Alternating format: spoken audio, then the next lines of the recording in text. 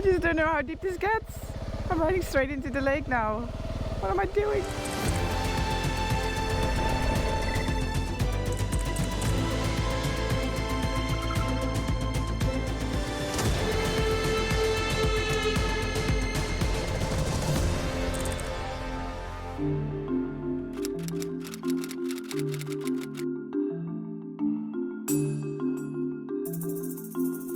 Good morning internet, it is 7:30 in the morning and welcome back to the channel. Welcome here at the Misolha waterfall in Mexico. I spent the night here in a small little cabin right next to the waterfall.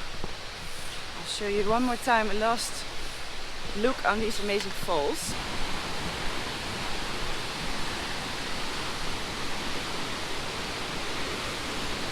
Look at that. Pretty amazing, right? And the sun is just coming up now over the waterfall. So let me actually get my new map out. This is a map that the owner of the guest house in Pacaya in Guatemala gave me.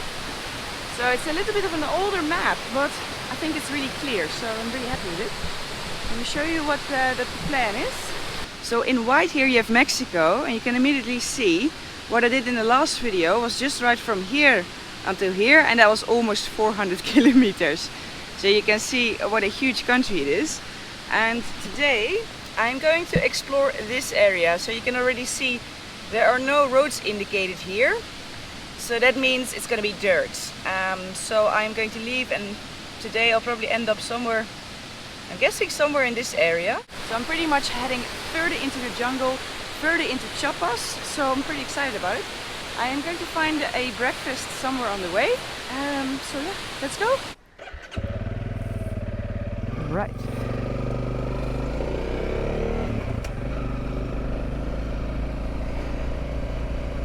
I parked Alaska last night on this little tent, so she had her own covered parking.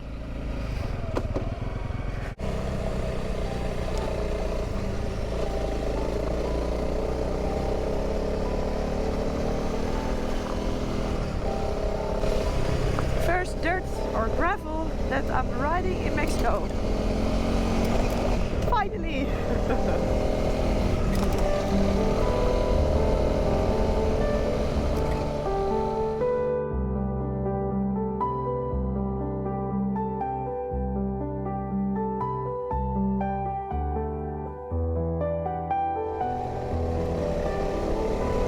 Oh, what a beautiful, beautiful area. Loving this morning ride, honestly. And you get all these palms which have also vegetation on the side, like these ferns on the side. It's so beautiful.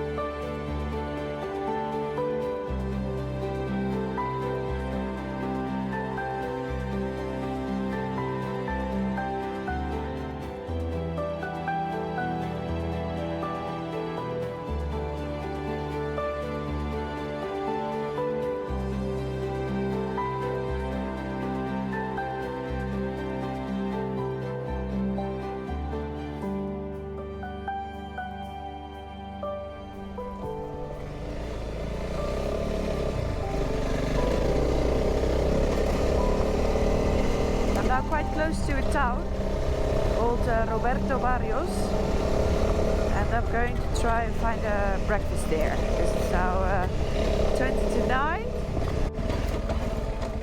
Oh, it looks like an old church. Iglesia Católica San Francisco de Asís.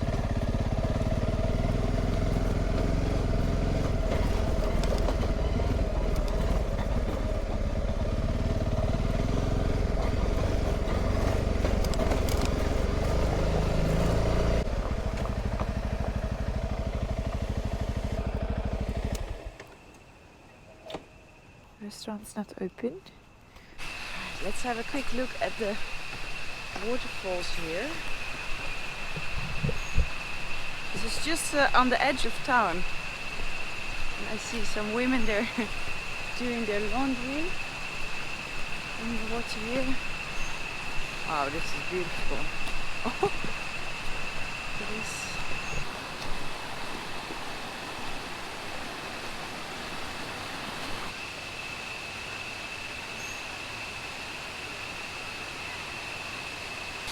I found another slice of absolute paradise. Look at this.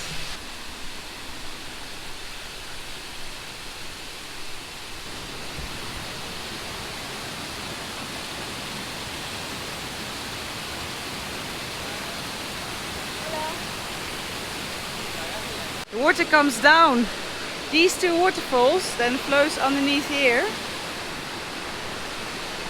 And then it continues in steps all the way down. It's a bit similar to Semuc Champey in Guatemala.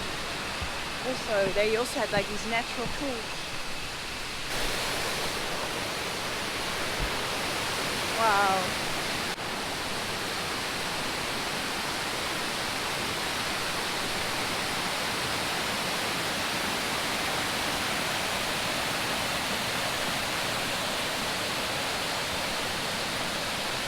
Amazing, amazing. But today I am not going to swim. I decided today I want to ride my motorcycle. So I am going to see if I can get a breakfast. I just saw a place that's open. And then I'm going to continue the ride. What a place to have a breakfast. Oh.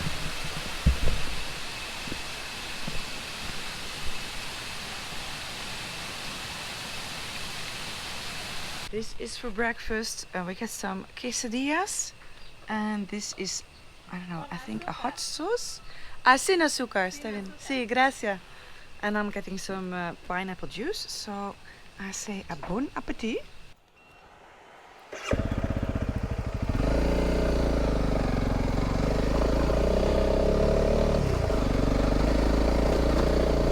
I'm entering Lacandon territory now, and the Lacandon are Mexican natives. They are Maya, and they live kind of scattered through the jungles of Chiapas. And that location of where they live, and that they only live in small communities, that's what has kept them from living under Spanish rule in the colonial time. Living far away in small communities in the jungle, they managed to escape that. And there are not a lot of people. There are only 650 people that speak the language. And nowadays they live from hunting and fishing, and they grow their own crops.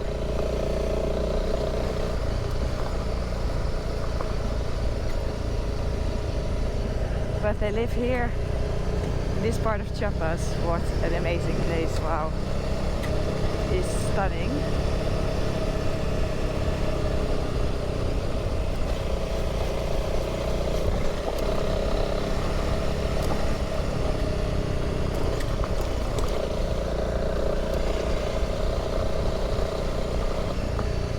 They're drying some buddies, chilies.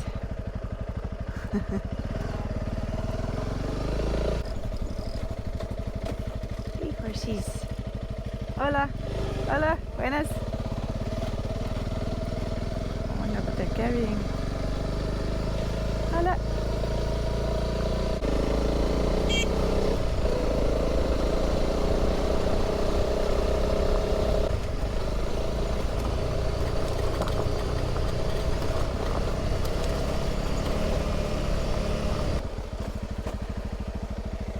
getting deeper and deeper into the jungle.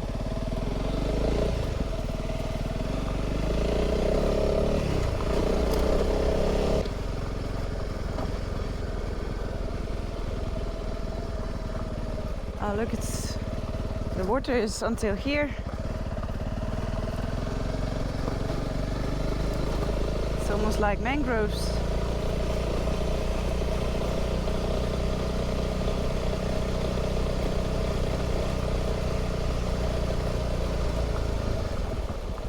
I don't think I can go any further. Wow, the water is really high. Look at this.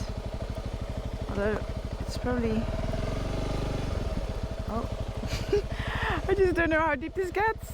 I'm riding straight into the lake now. What am I doing? Okay, let me turn around when I still can. Well, this is Lake Metsabok. I'm right here in the lake.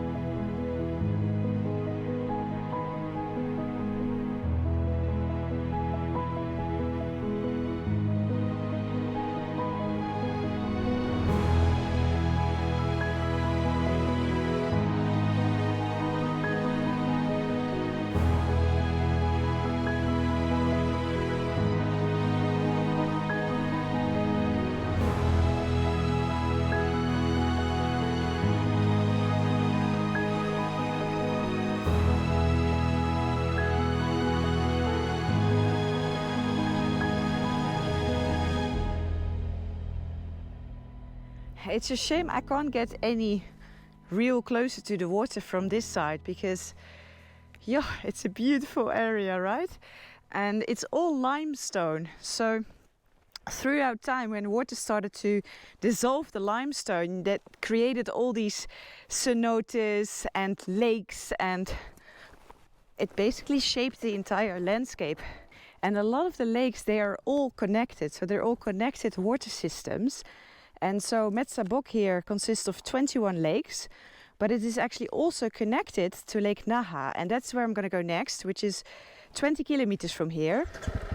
So it is a little far, but still the waterways all connect underground and via lakes, and it's an entirely connected water system, which is really pretty incredible.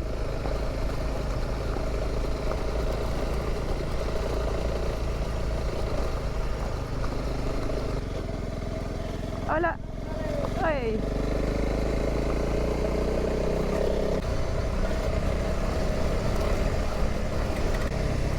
Alright, I am here. Somewhere here's a place to stay. Could it be here?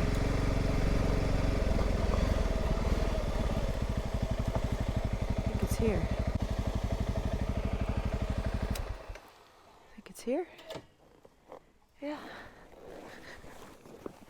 So I'm now on my way to meet a local guide He is part of the Lacandon community, so he's a local, and he is going to take me across Lake Naha on a little boat, and then we're going to discover, I think, another small lake. So I'm just going to meet him somewhere here, I think. Estos arroyos son manantiales, se pueden tomar porque nacen desde el agua y se filtran. O sea, todo es limpio.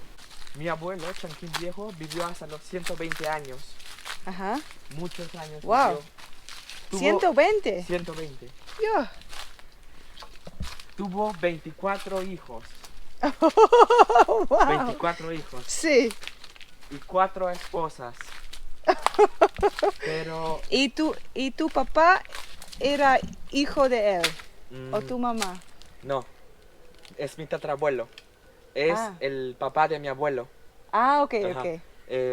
Es como varias... Mi abuelo, mi tatarabuelo, mi abuelo, mi papá y yo. Ah, Ajá. ya. Todos somos familias en la comunidad, todos. Y él antes tenía sus propias creencias, que es Hachakyum. Hachakyum es el que creó a los lacandones. Y está Akionto. Akionto es el dios de ustedes, el dios que creó a la gente que iba a conquistar el mundo, que iba a crecer mucho, que iban a construir aviones. Y Ajá. el otro dios es Kanankash, que es el dios que creó a los animales y a los árboles, al río, todo. Entonces, cuando hay una ceremonia, se agradece a estos dioses por dar la vida y pedir peticiones como las primeras gotas de lluvia o los primeros meses. Se celebra en el templo, se quema el copal es como, tiene un aroma muy rico que sale del árbol, es como una resina. Ajá. Entonces, y para que el próximo año sean abundantes, todo era como agradecimiento. Si mataban animales, hacían una ceremonia. ¿Por qué? Porque el animal tiene como espíritu o alma, entonces matan, como toman la vida de ese animal, pero lo hacen con respeto, porque muere este animal para tomar su vida y toda la vida. Claro. Entonces los huesos, cuando terminan de comer, van a depositar en la cueva para regresar su alma. Entonces los lacandones siempre están en conexión con la naturaleza. Sí. Un árbol tiene alma, todo tiene alma, vive, siente también. Esta es una planta que se llama, lo conocen como cola de caballo, es una planta ancestral y medicinal. Ajá. Esta planta existía hace muchos años y se toma como infusión, como té. Ya. Es muy bueno para muchas enfermedades y si lo tomas como té ayuda como a limpiar, para la resistencia del cabello, muchas propiedades tienen. Ya, entonces se toma como infusiones, es muy buena la planta. Este agua también es manantial, nace por acá. Ok. Es muy fresca, muy Sí. fría. ¿Aquí hay crocodilos o no? Acá no, en el lago donde En el lago sí, pero ellos no vienen acá. No vienen, solo están en el lago. Y también viven, ¿cómo se dice? Tortugas. Sí, Tortugas también. Y ya veo en el pueblo que todos los hombres tienen ropa como ti, como blanca, ¿no? Sí, ajá. ¿Este significa algo o no? Es solo... ¿Es tradicional? Sí, es como tradicional. Es como transmite como la tranquilidad, la paz, como el blanco transmite como la luz. Entonces los lacandones siempre vivían como en armonía, en tranquilidad con la naturaleza, conexión con los animales. Entonces es como eso, como el símbolo de tranquilidad. Su nombre común, mala mujer. ¿Cuál? Esto. Oh, mala mujer se llama. ¿Mala mujer? Ajá. ¿Por qué? Porque es una planta muy venenosa. Oh. Hay personas alérgicas, de solo pasar empieza a reaccionar. Oh. Pero no, algunos normalmente tienes como cortarlo o arrancar, sale la resina y se te cae en la piel y te quema y en toda tu piel como ácido. Sí. Y si no te curas a tiempo te puede dar calentura, fiebre, hasta 40 y morir. Okay. Entonces hay que evitar no tocarla. Sí, Ajá. ok, entiendo. Ya. Ajá. Pero ese es muy antiguo, tiene como 80 años. 80 años. Ya casi no se hace. Wow. Ya. Este también es original. Ajá, sí, el de Cayuco. Ya. Ya es muy antiguo. Vamos. Wow, el agua es tan claro. Sí, es muy transparente. Sí. Es profunda, ¿no? Sí, es profunda, como 30 metros hasta 50 metros. Wow, es buen Y profundo. este lago alimenta a otros lagos, como el lago de Metzabó. Sí. Sí, sí. Sí, Es como el agua subterránea, nace desde la tierra y nunca Sí. se seca, sí. jamás. Todo está conectado. Sí, por eso se Sí. llama casa de agua, porque nace el agua Sí. desde Ya. adentro de la tierra. Hay peces grandes aquí. Sí. Sí, como. Sí, como de ese tamaño. Ah, wow.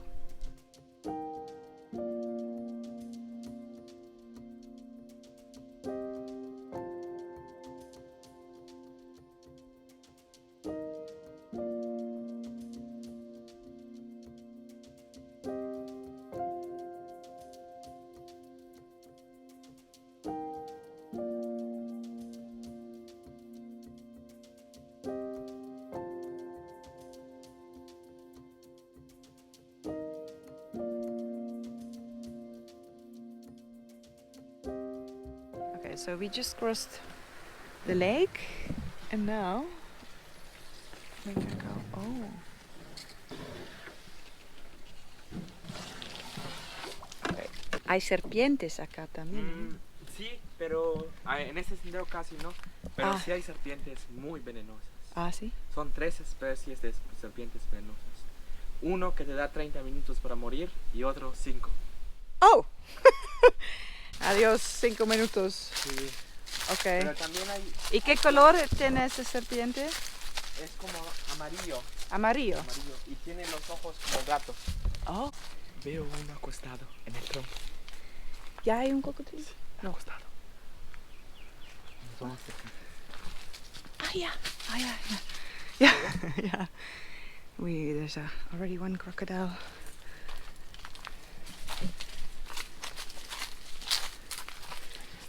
Ah, yeah. Yeah. There's a crocodile laying just over there. Es un poco... ¿Está moviendo? No. Yeah. Hay otro. Poco. Hay otro. Debajo del agua. Es muy grande. Sí. Oh, pero ese es como 3 metros. Sí. O más. Oh.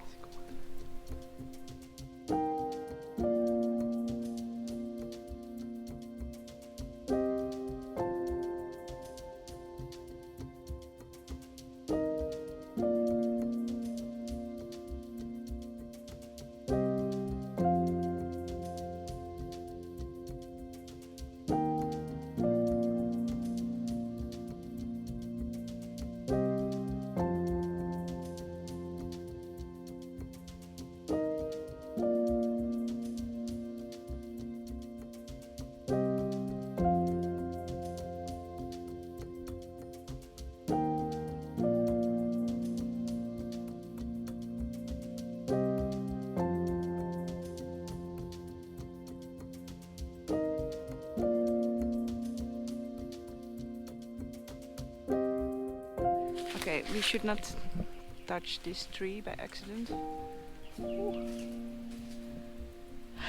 Es una trampa ese árbol. See? And I am back on the other side of Lake Naha again, so I'm just going to walk back through the jungle. And one of the other boats that was there when we left, that was now gone. So Jorge is going to figure out what happened to the other boat. So I said, no worries, I can walk alone. That's all fine, so I hope he finds the other boat. But that was such a nice way to spend the afternoon, and it's so peaceful and quiet here, and yeah, we just had a really nice jungle walk, and we did spot one other animal at some point. I don't know what it's called. It was like a black thing.